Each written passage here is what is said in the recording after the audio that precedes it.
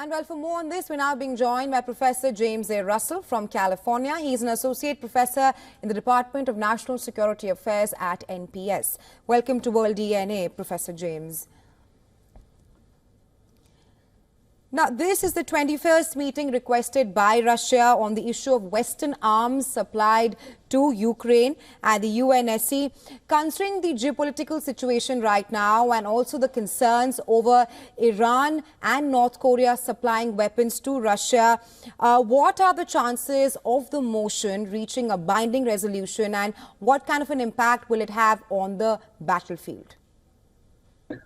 Well, regrettably, of course, as we have seen in both the Gaza and Ukraine wars, the Security Council has been rendered all but irrelevant.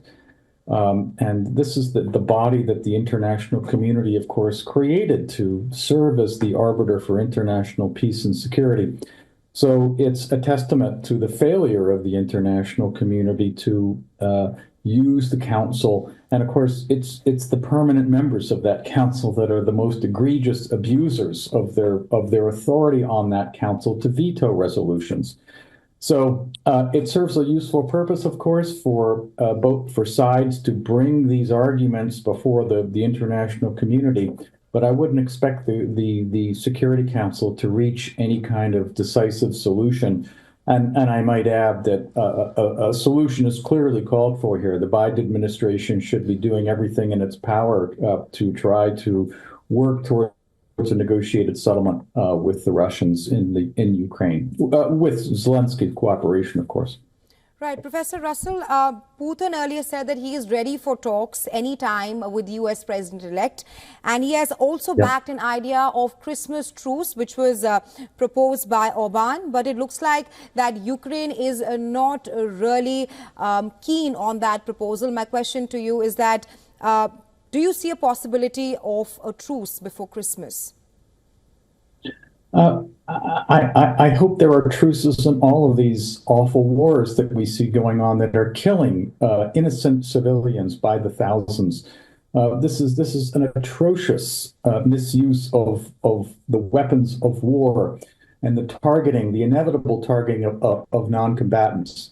That is, of course, in all circumstances, is a terrible thing, but particularly in the holiday season, there should be some kind of truce that the antagonist can agree to and spare further needless civilian deaths. I mean, we see the continued prosecution of the wars in Gaza, for example, and the wars in Ukraine.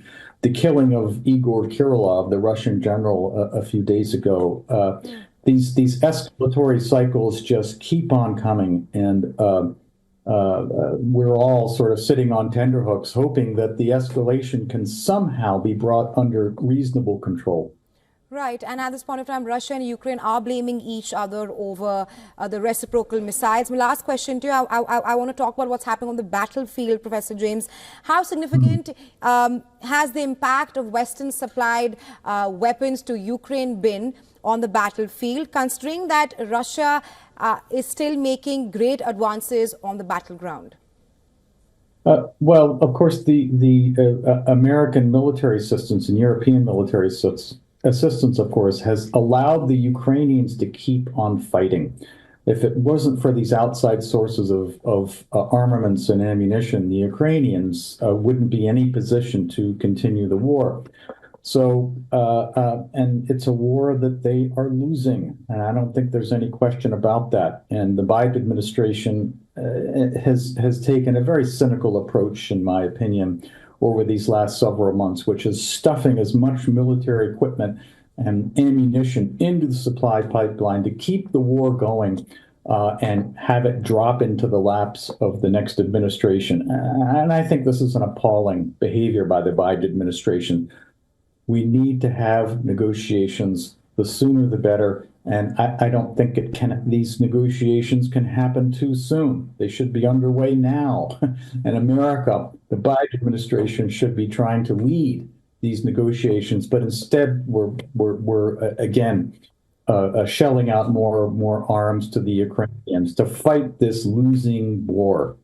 Right, Professor Russell, thank you for joining us on World DNA. We'll wait and have to see if the incoming US President, Donald Trump, will be able to stop the war like what he has promised in a span of 24 hours. Hope so. Yeah.